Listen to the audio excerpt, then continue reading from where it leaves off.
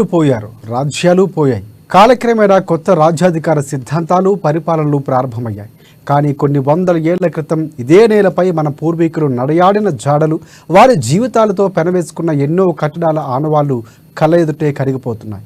ఆనాటి చారిత్రాత్మక కట్టడాలు కాలగర్భంలో కలిసిపోతున్నాయి. ప్రాచీన సంస్కృతి, వాస్తు వైభవానికి ప్రతీకగా నిలిచే చారిత్రాత్మక కట్టడాలు కాపాడే బాధ్యతను ప్రభుత్వాలు ఏనాడో మరిచిపోయాయి. ఒకప్పుడు ఎంతో ప్రాచుర్యం పొందిన సంస్థానాలు, దివాణాలు, మొగలాయుల కోటలు బీటలు వారుతున్నాయి. అలాంటి కోవకు చెందినదే నిజామాబాద్ జిల్లాలో ఎంతో ప్రసిద్ధి చెందిన బాల్కొండ ఖిల్లా.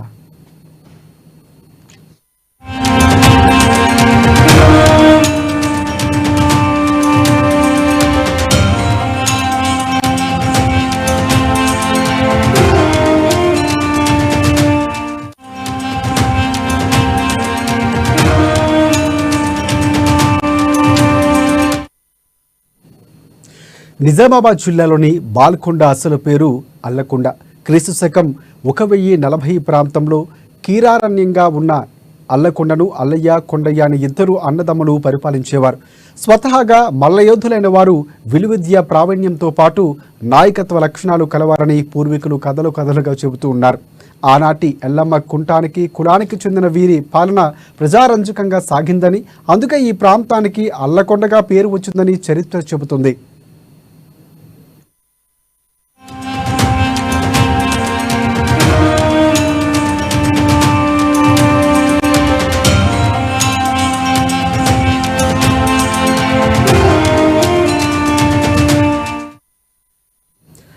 కాలక్రమేణా బాలకొండగా మారి ఉచ్చరణలో నేడు బాల్కొండగా అవతరించింది. ఇతిహాసాల సారానికి అనుగుణంగా బాల్కొండ రాజ్యం ఒక స్త్రీ శాపనార్థం వల్లే అంతరించిందని ఇక్కడ ప్రచారంలో ఉంది. సకల సంపదలతో తులతూగుతున్న అల్లకొండ ఖిల్లాను స్వాధీనం చేసుకోవాలనే తలంపుతో క్రీస్తు శకం 1106వ సంవత్సరంలో ఢిల్లీ పాలకులు అలంగీర్ పాషా అనేక కుట్రలు పన్నారు. అందులో భాగంగా అన్నదమ్ముళ్ళు ఓడించి అల్లకొండ ఖిల్లాను తన ఆధీనంలోకి తెచ్చుకోవాలని తీవ్రంగా ప్రయత్నాలు చేశారు. కానీ ఆయన ఎత్తులు అల్లయ్య, కొండయ్యల ముందు సాగలేదు. దీంతో ఆయన సోదరుడు జాకీర్ మొకరబ్బాన్ కొన్ని వందల మంది సిపాయిలు, అశ్విక దళాలతో ఈ కోటపైకి దండెత్తి వచ్చారని చరిత్ర చెబుతోంది. పట్టు వదలని ఢిల్లీ పాలకులు క్రీస్తు శకం 1116వ సంవత్సరంలో తన సైన్యంతో దండెత్తి అల్లయ్య, కొండయ్యలను వెన్నుపోటు పొడిచి చివరికి వారి కాళ్ళు చేతులు నరికి కోటను తన స్వాధీనంలోకి తెచ్చుకున్నారట. చివరికి అల్లయ్య, కొండయ్యల పాలన అంతమై జాకీర్ మొఖరబ్ ఖాన్ పాలన ప్రారంభమైంది. ముఖ్యంగా అల్లకొండ అనేది ఎట్లా ఏర్పడది, ఏ విధంగా ఉందని చెప్పి ఒక పాట కూడా రాసినాను. అంతేకాకుండా బాల్కొండ అనేది బాల్కొండ అని ఇంగ్లీష్ లో ఉంటుంది. బిఎల్కే నిర్వచనం కూడా చెప్తాను. బిఫోర్ లివింగ్ కింగ్డమ్స్ అంటే ముందు కాలంలో రాజులు పరిపాలించిన క్షేత్రమే ఇదే బాల్కొండ. ఇది ఖచ్చితంగా నిర్వచనము. మీకు రెండవ ద్వారం దగ్గర పైన గుట్ట పైన శివుని పూజిస్తే భక్తురాలు కాబట్టి ఆ తర్వాత కొన్నాళ్లకు ఆయన హయాంలో ఒక రాజు యొక్క కుమారుడు అమీర్ ఖాన్ అనే వ్యక్తి ఈ బాల్కొండ సందర్శిస్తాడు. అప్పుడు ఈ అమ్మాయిని చూస్తాడు. రాజు యొక్క కాజా అతుకుల్లో వచ్చిన బిడ్డను చూసి నేను ఈ అమ్మాయిని పెళ్లి చేసుకుంటా అంటాడు. ఉన్న 3 రోజుల పట్టినే ఆయనంతా గ్రహించి రాజు అంటాడు, నాకు ఒకటే బిడ్డ, నువ్వు ఇల్లరికం రా, తీసుకుని చేస్తా, లేకుంటే చేయంటే లేదు మీరు కష్టంగా చేసుకుంటా అని చెప్పేసి ఒక 3 రోజుల తర్వాత నేను వెళ్ళిపోతున్నా అని చెప్పి అబద్ధం చెప్పి ఖిల్లా కింది భాగంలో దాగుంటాడు. అట్లా చెప్పక బిడ్డ ఏ ఒక శాపం చేయాలని చెప్పి ప్రార్థిస్తే అప్పుడంటే ఇది ఆమె బిడ్డ చదినాబి. ఈ ఊరి చుట్టూ ఊరి పెద్ద మనిషి ఎవరైనా కానీ గాడిదలతోని నాగలు బట్టి దున్నాలని చెప్పేసి శాపం ఇస్తుంది. అది చేస్తేనే శాపం పోతుందని చెప్తారు. ఊరి మనుషులు డెవలప్ కారు, బయట వాళ్ళ డెవలప్ అవుతారని చెప్పేసి శాపం ఇచ్చి ఆమె చనిపోవడం జరుగుతుంది. ఆమె శాపం వల్ల ఈరోజు ఖిల్లా మొత్తం ధ్వంసం అయిపోతుంది. మళ్ళీ తర్వాత కాకతీయ రాజులు వస్తారు, గణపతి దేవుడి శాసనాలు ఉన్నాయి, వాళ్ళు అసలు వాళ్ళ హయాంలో ఈ ఖిల్లా ముఖద్వారం అన్ని వాళ్ళ హయాంలో జరిగినాయి. కొండలపైనటువంటి బుద్ధులు కూడా వాళ్ళ హయాంలో జరిగినాయి. దానికి సంబంధించిన శాసనాలు ఉన్నాయి. ఇక్కడ కమల పువ్వు గుర్తు, ఇక్కడ సింహం గుర్తుంటుంది. అది మొత్తం వరుస ఇదైపోయింది. అంటే కాకతీయ సామ్రాజ్యంలో ఉన్నటువంటి గుర్తులన్నీ ఈ ఖిల్లాకు ఉన్నాయి. ముఖ్యంగా అల్లకొండ అనేది ఎట్లా ఏర్పడది, ఏ విధంగా ఇక ఎంతో ప్రాచీన వైభవాన్ని సంతరించుకున్న అల్లకొండ కోటలో శత్రువులు ఎదుర్కోవటానికి పగడ్బందీగా ఏర్పాట్లతో పాటు అల్లకొండ రక్షణకు 3 బురుజులు ఉండేవి.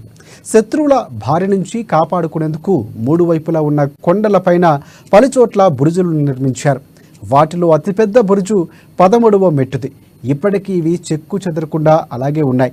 ఇక ఈ బురుజులపై సైనికులు కాపలా కాసేవారని, అటు ఆరుమూర్ ఇటు నిర్మల వైపు వరకు శత్రువుల అలికిడిపై నిఘా వేసేవారని పూర్వీకులు చెబుతుంటారు. అల్లకొండకు ఉన్న 6 ముఖద్వారాలు అప్పటి ప్రభువులు ఎంతో ఆకర్షణీయంగా తీర్చిదిద్దారని చరిత్ర చెబుతోంది. ఇక సీసం అనే కలపతో ప్రత్యేకంగా దర్వాజాలు చేయించారు. ఈ ముఖద్వారాలు సాయంత్రం మూసివేసి ఉదయాన్నే తెరిచేవారు. వాటి కింది భాగాన పాములు పడిగాపులు పంజాల రూపంలో శిల్పాలు చెక్కించేవారని చరిత్రకారులు చెబుతున్నారు.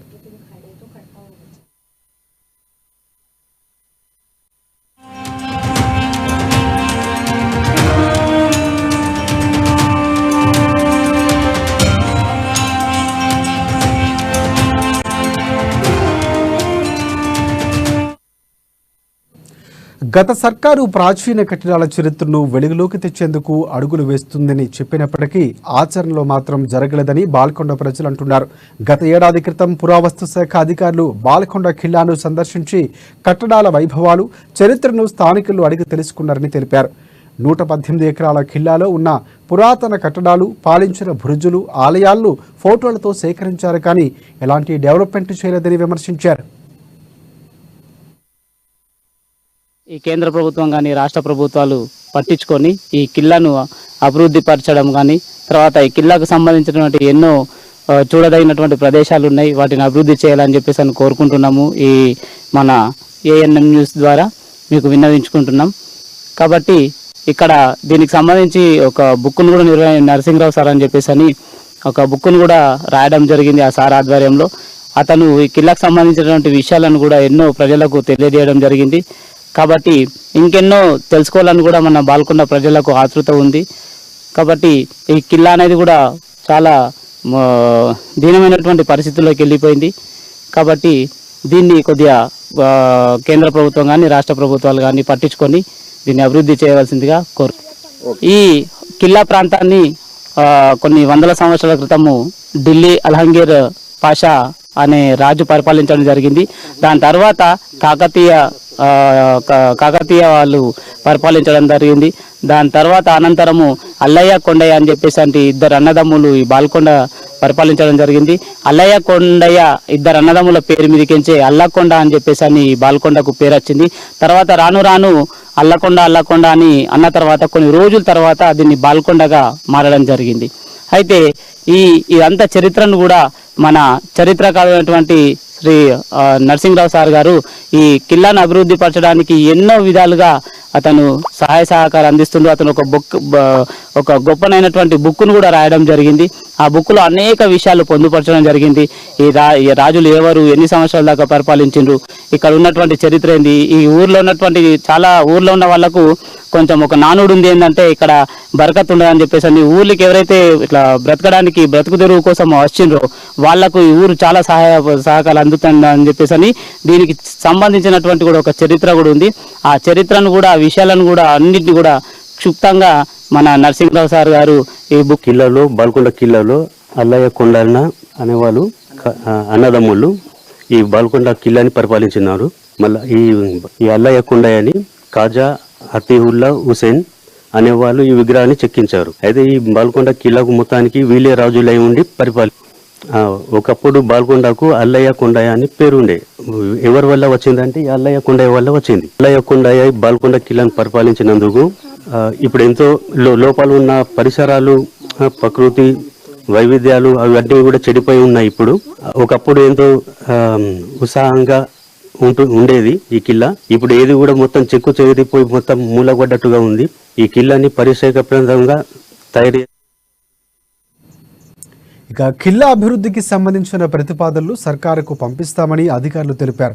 కానీ ఎక్కడ అమలు కాని పరిస్థితి నెలకొందని బాల్కొండ ప్రజలు విమర్శించారు. ఇప్పటికైనా పూర్వ కట్టడాలపై కోటలు, ప్రాచీన సంస్కృతి, వాస్తు వైభవాలు కాపాడాలని ప్రజలు కోరుకుంటున్నారు. బాల్కొండగా మారింది. దీనికి ఎంతో గొప్ప విశిష్టత కలదు. ఇక్కడ 1059 వరకు అల్లయ్య కొండయ్య గారు పాలించినారు. 79 వరకు ఈ కిల్లాకు ఒక చౌతికిదారు నరసింహ అనే వ్యక్తి ఉండను. ఆయన రిటైర్మెంట్ తర్వాత ఎవరు పట్టించుకునే నాతులు లేడు. ఇక్కడ ఏంటంటే దీన్ని కేంద్ర ప్రభుత్వం రాష్ట్ర ప్రభుత్వం కలిసి పర్యాటక కేంద్రంగా మార్చాలని మేము మా గ్రామస్తులం అందరము కోరుచున్నాము. మా యొక్క రిక్వెస్ట్ ఏంటంటే ఎంపీడీఓ గారు ప్రత్యేక శ్రద్ధ వహించి ఉపాధి హామీ పని వాళ్ళతోని మొత్తం క్లీన్ చేస్తే ఒక 15 రోజులు అలా కంప్లీట్ అయిపోతుంది. అది చేయాలని చెప్పి కోరుచున్నాం. ఈ అత్త కూడల బావిలో కోడే బావిలో నీళ్లు తీయగుంటాయి. అత్త బావిలో ఉప్పు నీళ్లు ఉంటాయి. దాదాపు 100 సంవత్సరాల పైనే ఉంటుంది దీని చరిత్ర. ఎందుకంటే మాకు చెప్పేవాళ్ళు ఎవరు లేకుండే ఇప్పుడిప్పుడు దాని చరిత్ర నరసింహరావు గారు బయటకు తీస్తున్నారు. బాల్కొండ ఏంటంటే చరిత్రకారులు చాలా మంది ఉన్నారు. వాళ్ళందరూ ఇప్పుడిప్పుడే గ్యాదర్ చేస్తున్నట్లు నాకు కూడా సమాచారం ఉంది. ఏంటంటే అత్తాకూడల బావులు అనేటి 2 ఉన్నాయి ఇక్కడ. దానిలో ఏంటంటే ఒక బావిలో ఉప్పు నీళ్లు ఉంటున్నాయి, ఒక బావిలో తీయటి నీళ్లు ఉంటాయి. ఇంకోటి ఏంటంటే ఇక్కడ ఈ కొండ పైన ఒక శివాలయం ఉంది గృహలో. అల్లయ్య కొండ అని విగ్రహాలు కూడా ఉన్నాయి. ఏంటంటే ఎవరు పట్టించుకునే వాళ్ళు లేక దాని ఏమవుతున్నాయంటే ఎవరో వచ్చేసి మొత్తము ఇక్కడ అసాంఘిక కార్యక్రమాలు. ఇది ఏంటంటే పూర్వము 1000 సంవత్సరాల క్రితం కాజాతుగుల హుసేన్ గారి కూతురు సాయంత్రం పూట ఇక్కడికి రావడం జరుగుతున్నది. ఇక్కడ దీన్ని గాడే అంటారు. అసలు ఏంటంటే ఇంకో వేరే రాజు వచ్చి అమ్మాయి సౌదినవి పైన బలత్కారం చేయబోతే ఆమె శివభక్తురాలు శివుడిని కోరుకొని ఇక్కడనే సజీవ సమాధి అయిపోయింది. అయితే ఏంటంటే ఇక్కడ ఉన్న విషయం ఏంటంటే ఇంతకుముందు ఏమంటారు ఇక్కడ వాసన లోపడబోతేనేమో మొత్తం మల్లెపూల వస్తుంది, బయటకు వస్తే నార్మల్గా వస్తుంది. దీన్ని కొంచెం పర్యాటక కేంద్రంగా మారాలని కేంద్ర ప్రభుత్వం కానీ రాష్ట్ర ప్రభుత్వం కానీ పర్యాటక కేంద్రంగా మారాలని కోరుకుంటున్నాం. ఆమె గుర్తింపుగా